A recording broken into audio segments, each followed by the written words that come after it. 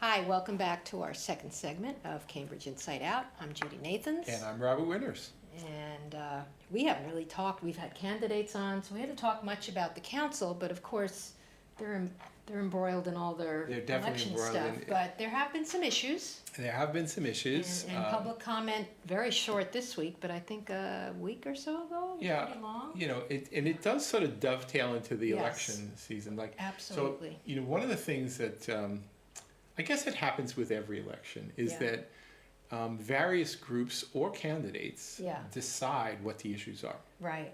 Whether they really are the issues that voters care about or not is sometimes true, but it's not necessarily I think it's sort of true. the same this year, it seems. I mean, I don't know, well, transportation, housing. Transportation is one. Or modes of transportation. To be sure, modes of transportation. Yeah.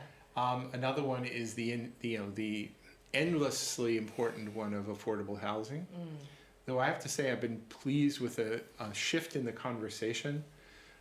You know, for the longest time, affordable housing simply meant... What did that mean? Low income? Well, it meant basically how do we generate the maximum number of government-regulated housing units. Government-regulated. Right? So in essentially, in a certain sense, it's sort of like under rent control, there were privately owned but government-regulated housing units. Right. Rent control ended. Right. So everything was sort of up for grabs. Right. So slowly but surely, I think that my personal sense is that the city's been trying to implement things to get as many permanently affordable units, which generally they feel can only be done by having it be regulated. Enticing the developer, Right. Okay. So some of that is done through the Affordable Housing Trust, where they actually build them, where they get you know, government money and other grants and things, and they actually build them or preserve them. You know, I should have the numbers. To me, it's an issue of space, right? I mean, well, it's also very expensive to build one fresh. So a lot of the efforts of the Affordable Housing Trust tends to be on preserving existing units that will go onto the market. I see. Unless somebody intervenes. So there were some buildings that were larger-ish buildings. Oh, so you're talking about like the HUD buildings? HUD buildings. Okay, I didn't realize that. They were federally federal loans, for 20 years, and then you have to guarantee affordability for a certain number of years. So at some point involved in that? Yeah, that's actually. I would say that's. I mean, I should really ask some other people who are better versed in this, but it has seemed to me that the highest priority of the Affordable Housing Trust has been preservation of existing ones for the last few years. I think a lot of people don't know that. And that would be good to know. They've built some too. They usually work with housing providers like Justice Start or Homeowners Rehab to actually build them. The project that's supposedly going to go on Bishop Allen Drive, would that be coming out of that fund? Let's see. You know, the Vale Court. Vale Court would presume, I think it would basically be the Affordable Housing Trust in conjunction with other city agencies would probably be. Basically, because that would be totally all affordable housing, right? Yeah. Right. You know, but not many units. What, 14, 20 maybe? Well, I think there's like 20 something in there now. They could probably do more than that total with the site. I think the site would allow for that. And is that still on hold, by the way? Yeah, it's still suspended, right? But the interesting shift in conversation that I've witnessed over the last few years, and actually maybe I would even say over the last 4 years, because I remember when Luis Vasquez was a candidate back then, he kept focusing not on just affordable housing, as if in how many regulated units can we build, but also on affordability in general. Exactly. In other words, so even if you're living in a market unit, is that affordable? Right. If you're paying like subtle difference, but of your important. Income for So rent. So the issue now, and even with the Envision Cambridge Housing Working Group that I'm on, there is definitely discussion about what is your the burden. You know, how are people really cost burdened? Whether so we're talking about just people, just generally, even in market rate housing, and what can be done about that. It's supposed to be 30% of your income is supposed to go to housing, and I think it's mostly now 50%. You know, I remember once upon a time people said 25%, but then it's been 30 or so for a while. Now a lot of people are up about 50, half. Yeah. If not more. Yeah. Now it may just be that the cost of housing has jumped higher and faster than other things, and you can still afford to live and eat, for example, without. But it might not be it, and that's a better focus, I think, than just how do you generate the maximum number of regulated units. Yeah, you do have to have, right? And a lot of people don't qualify for those government regulated units. And certainly the discussion about middle income housing, which everybody likes to point out that there's a kind of a widening gap between, so we're going to have the city of poorer people living in regulated housing and wealthy people living in market housing, and the middle is just pretty much out of luck. They said even if you earned $100,000 to a two-person family, still you still would be a burden. If you do it on the market. That's crazy. In Cambridge. Yeah, so that's an issue. That's a big issue, and candidates talk about it, but relatively few have a whole lot of solutions to offer, quite honestly. Because maybe it's not something that it's something economics has to solve in addition to political solutions. It's harder to, It's just a hard nut to crack, and So anyway, that's an issue in the political campaign, even when the candidates don't have a lot of solutions. I mean, there's at least one city council candidate that has a lot of solutions, but but it's certainly a topic of discussion. Yeah. But when you look at candidate websites and things, you sort of see that, like for example, climate change. Yeah. It's an important matter. Some candidates are really putting it out there as the be all end all, but when you ask voters, it's not there. Both locally, statewide, and nationally, it still doesn't really get up high on their list. Well, I think locally it's more like, of course, we know the climate change exists and stuff, but they're not. You're right. It's not. Yeah. Yeah. So, and another interesting thing to me is that, again, I'll make a general statement.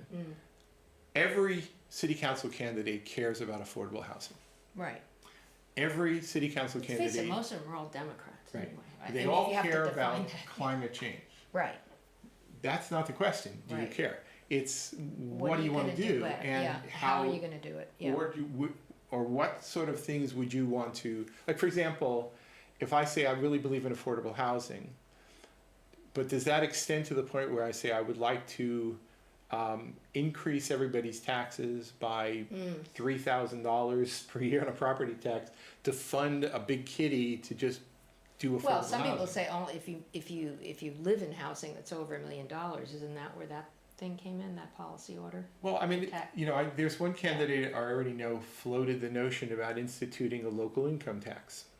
Now, that's not going to happen, but you'll never. That's unfair to everybody then. Right, but you'll never see that on the candidate website, because it would be an unpopular position to take. So to me, everybody believes in a lot of things, but what they don't tell you is what would you be willing to do to pay for, or what would you be willing to impose on the residents of the city in order to fund these things that you feel are important.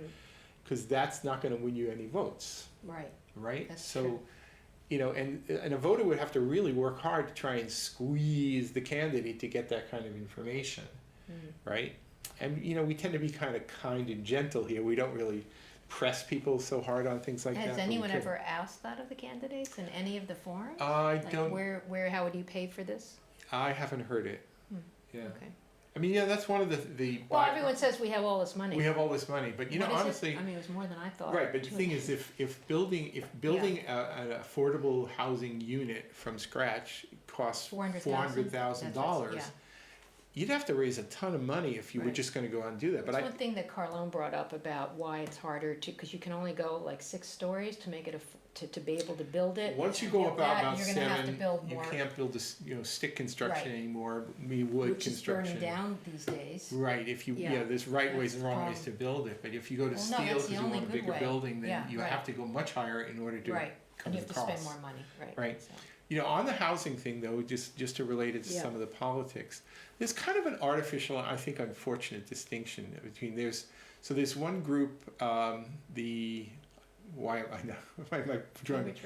Residents Alliance, who let's see, and then there's the A Better Cambridge. Now this is just, it's 5 on one and 6 on the other, so that's only 11 candidates out of 26. You mean the endorses? Who are endorsees of these, right? So that's not everybody. Yeah. It's barely enough to cover a council, right? Yeah. All right, but the thing is there is sort of an unfortunate distinction being made, which is only partly true. Yeah. Which is one is being say, well, you're the YIMBYs, the yes in my backyard. You're the NIMBYs. And which is the A Better Cambridge group. Yeah. And then there's the NIMBYs, which is the Cambridge Residence Alliance. Well, the problem is it's just not that simple. You can't separate it like that. Yeah, I mean the thing is that, and furthermore, if somebody says yes in my backyard, does that mean they want to build housing close to transit, densely? Yeah. Or does that mean they want to just build big buildings on every little street in Cambridge? Right. Well, actually, no. I don't know that anybody's really calling for that. What to build on either side? No, I think they're established, transit oriented, right? Basically, if you live in relatively established neighborhoods, just away from the main corridors, away from the public transit nodes, chances are not a whole lot's going to change for your experience as a resident in the city. And regardless of who you vote for and whatever, that's nobody. I don't think anybody's really targeting those places. But on the other hand, if you're part of one group, you might say, well, maybe building more densely on corridors is a good thing. Help the businesses, provide the housing, hopefully lower costs, right? And maybe people to some degree on the other side are sort of saying, well, let's slow down on development generally, right? So maybe that's kind of the distinction. I think it's unfortunate when you've got 5 candidates or 6 candidates being largely defined in terms of just 2 things. One is build more housing or slow down, and the other one is the campaign finance issue. Right. No money from real estate people, developers, whatever. Right. Yeah. And I think it's unfortunate that some groups have decided to sort of make these the defining issues, because if you ask typical people around the city, I don't think that's really how they would prioritize. Also, I mean, you could be getting money from an individual that made their money from real estate development. I mean, how do you define that? And there are actually people who own real estate or want to build in real estate who actually are lifelong Canterbridgians who are actively involved in a lot of good things. And sort of telling them their money's no good. To me, that's a non-issue that should not be even looked at. It's been this sort of real red herring, but there are definitely some individual candidates. I'd rather see limits on how much you can spend, and maybe like a voluntary cap. If there was a way that didn't voluntary cap, not more than like 25,000. Honestly, it would have to be like a voluntary cap, but it's actually it's not gone that way. Nope. We should actually we could ring up the ones with some of the. All right, which is the one you want me to look at? This one, the receipts. Yeah. This one. Yeah. So we'll go to that in a sec here, but what I was going to say about that is that I think anybody who looks at the numbers, because I put these numbers up and I update them pretty much every day. Yeah. It's becoming obsessive compulsive with this, right? But the thing is that here's the way it often works. Incumbent candidates often spend a lot of money because they feel they're on the bubble and they might lose. And if they don't spend the money, that might mean the 10 votes they needed to get elected, so they'll spend a lot of money. Right. A prominent new candidate who really, really wants this, who feels, well, I got to do that this one time, getting my foot in the door, might spend a lot of money, right? But you can't always tell. I don't think anybody should judge a ton based on the raw amount, because it really is very much has to be understood in the context. If you literally are safe, and again, no candidate is safe, right? But if you're probably going to get reelected, chances are you can get away with raising and spending somewhat less than a person who feels they're on the cusp. Right? So having said that, and again, drawing no judgment, we'll just take a look at some of the numbers here. Okay? Now, this table here, which I updated yesterday, I think, last night. Well, 28th it says. Well, that's just to the expenditures. Oh, just to the expenditures, the expenditures only really get updated twice a month, right? But the receipts get updated pretty frequently. So I have this initially sorted in terms of the percentage of the receipts that came from Cambridge sources. Right. And Jan Dever is up at the top of that, but there's many other candidates like Craig Kelly, Dennis Carlone, Adrian Musgrave, and a few others, who are, kind of up there. Quite a few of them are above 50%, I think, which is pretty commendable. These are all above 50. At least one candidate took issue with the fact that I was including some candidates there who actually are largely self-funding their campaigns, which of course means a lot of it's coming from Cambridge. Yes. But I will argue that if you're self-funding, then that's a good thing too, and that's Cambridge money going toward that. But you'll see actually once you click on the receipts this column, actually click it. That's ID. One more over, receipts. Oh, sorry. Right. So click on that once. Is that right? Once, then twice. Do it one more time. Over here? Just right in the middle. It doesn't matter. Right? Okay. So now you see right here. So here's an example where Paul Toner, as a new candidate, is very much driving hard for the hoop, wanting to get in on the first time. And there's a lot of good, strong new candidates. So he really, really wants to do that. So he's actually raised and spent a fair amount of money. Mark McGovern, by some accounts, he's a little worried because there are a lot of candidates who might draw from him. So he's raised spending a lot and spent a lot. Yeah, exactly. Tim Toomey's actually raised a lot of money. Look at that. Hasn't spent a ton just yet. But I think that's largely because he had a lot of, there was one big clump of a lot of contributions that all came in once. That were largely actually done at the behest of others. So they wanted him to run again. Right. So they said, we'll do a fundraiser, and he got a lot of funds from that. They're not necessarily. And he ran again, so I guess it was successful. Around the region or whatever. Sam Gibber is another person who's brand new to this and has raised and spent a lot of money. Only a third coming from relatively low percentage. A lot of contacts from outside Cambridge, right? But he's a person who sees himself as a contender. And basically the logic there is if you don't spend that extra $1,000, that might be the 50 votes that could have got you in, right? So, and these numbers are actually starting to change. So let's actually not sort of focus just too much on those numbers here, but just to say that a lot changes when we see the bank reports for the end of October. You're going to see a huge jump in some of the receipts. And you're going to see a gigantic jump in the expenditures because one of the most expensive things you do, in addition to paying your campaign manager, is mailing costs, printing and mailing. And I've gotten more direct mail this week. Oh boy, And I'll probably get more. And there will be some expenditures, and some of the expenditures don't show up until after the election too. Right. Sometimes a tremendous number of them don't show up until after the election. But when you start getting hit with robocall campaigns. I got my first one today. You got one? Paul Toner. I haven't gotten any yet.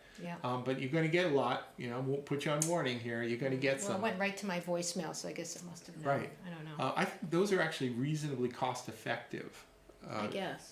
But anyway, again, hopefully you get somebody who doesn't get turned off by a robocall. Some people are turned off by them. I don't like them. Right. But so you're going to get a lot of those, and I'm already getting the big glossy mailers. Paul Toner.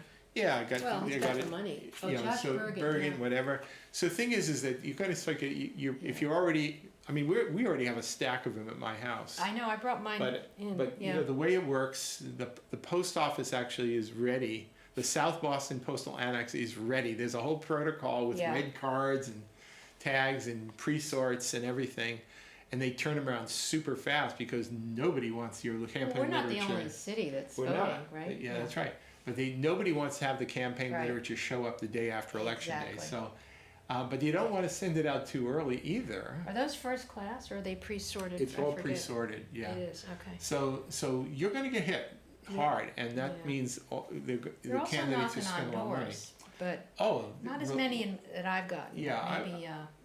I had one come to the door. I've had a few cards left there, whatever. So anyway, so that's kind of what's to come here. Yeah. We actually did mention another thing about transportation issues. I don't know that anybody really anticipated when candidates were first throwing their hat in the ring that they were going to be going to candidate forums, like for example the Mid-Cambridge one, where half the people in the audience were saying things like, well, what do you think about those Cambridge Street bike lanes, right? It's a funny thing. Gotten a little bit of a backlash. Definitely a backlash. But there's there is you can anticipate some issues, and some issues maybe you don't always anticipate. So you could kind of see some of the candidates saying, but I'd like to tell you about climate change. And then the voter is saying like, but what about them bike lanes? Right. Right?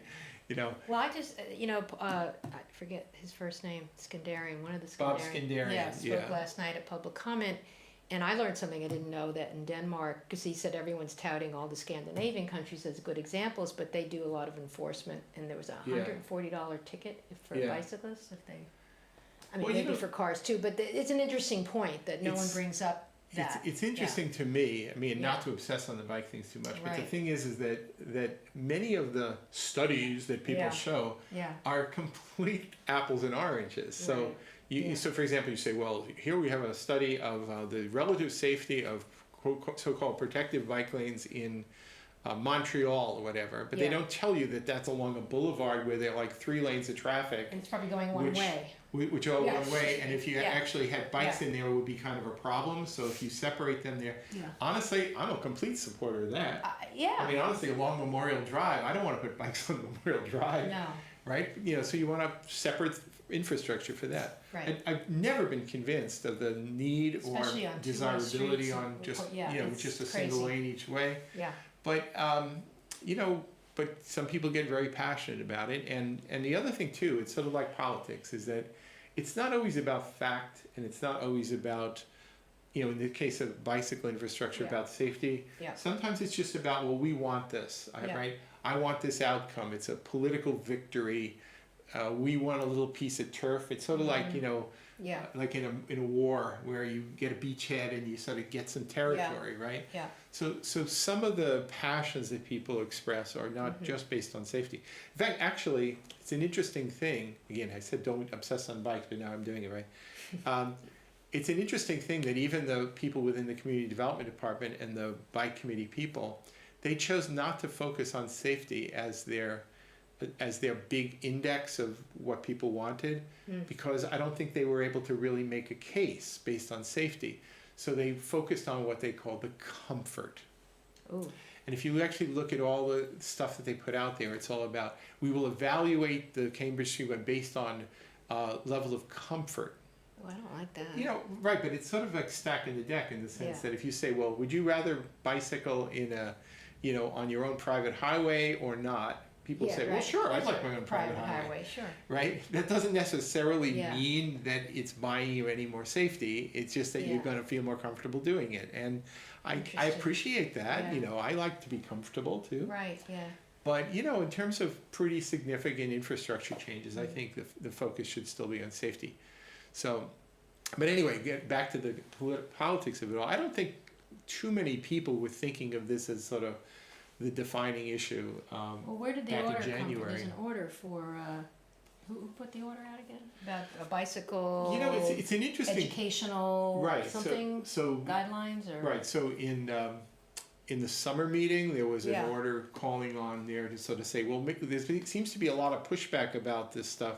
So maybe we have to just sort of like pause for a second and sort of evaluate, and then cyclist unions sent hundreds of people there to say, no, don't stop, don't do anything, just do what you're told, right? Yeah. And now there have been a number of orders. It seems like every council meeting has some bike-related thing. Yeah. This one originally started out as an order trying to develop some educational material about safety for hubway users. Yeah, but how are they going to read it? Well, honestly, if you're a hubway subscriber, you're supposed to read something about safety. I think it's more for tourists versus the people that use it as a commuter. I mean, because some of them even have helmets, but it's although they said the problem isn't with the tourists, so I don't know. One thing that bothers me, right? Cycle tracks, separated lanes, whatever. Whatever people do. I mean, we all agree with safety is a good thing, right? But I haven't seen any concurrent campaigns to promote good behavior on the part of drivers. I mean, we all did something like driver's ed or something when we were first learning. I remember various times in the past where the state of Massachusetts would have public service campaign messages on television and elsewhere promoting certain ways. Don't forget, kids, school's open. Careful. Watch for kids, right? It seems like all of that kind of general public education about safety, whether it's for drivers, cyclists, or even pedestrians, has just vanished. Well, there's just So too much. the answer is, well, let's just put them on their own separate paths, right? No, but in general, I mean, cars have gotten big. You've got big SUVs. You can't even see the people. Well, actually, cars, some of them have gotten much smaller and some have gotten bigger. really big. And I know I feel overwhelmed by most of the... But the biggest hazard of all on streets, car. and this is the hazardous for pedestrians, it's hazardous for cyclists, and it's also hazardous for motorists, is we have a lot of trucks that have to come through the city for one reason or another, and you can't really stop interstate commerce and whatever, but there are better ways of doing things. And I just don't think, personally, that we're really addressing where the real hazards are. I'd like to see what happens this winter. I think that's going to be interesting. It will be interesting. Clear some of these lanes. Yeah. I mean, they were trying to do truck bans some time ago. That's not, kind of doesn't quite work because they still have to make deliveries. Yeah. But I have to say, when I see an 18-wheeler navigating down Broadway, because they make... I have seen 18-wheelers making deliveries at a store 24 where the entire truck was jutting out into the road, blocking half of Broadway. Wow. Okay? So that's just crazy. Ridiculous. That's crazy. And so there needs to be rules about that. There should be some state intervention. I'll tell you something else. So Sal De Domenico, state legislature, here's my appeal to you. Is he still there? Yeah, he's my state senator. Oh, all right. I said, why is it that if you're driving past a horse and buggy or somebody on a horse, you're supposed to slow to a crawl and pass cautiously? Yet if there's a cyclist or a pedestrian in the road, zoom by at any speed you like. Yeah, right. To put it simply, let's afford the same level of safety to cyclists and pedestrians as unless we they're do to going horses. faster than you, which sometimes is that can happen too. Yeah, right. But to me, we have to redefine what we mean by reckless driving. And to me, whipping past anybody, pedestrians, cyclists, or anything at unfair speeds is just reckless. Right. And but then that goes to enforcement, and who's going to enforce it? So that's I know, but honestly, that would be far more important than whether you want to segregate cyclists or not. So I agree. Well, we've come to the end. Anyway, so vote next week. Yes, we won't have this show, but you'll see Robert and Susanna. See you then. Pay attention. Bye.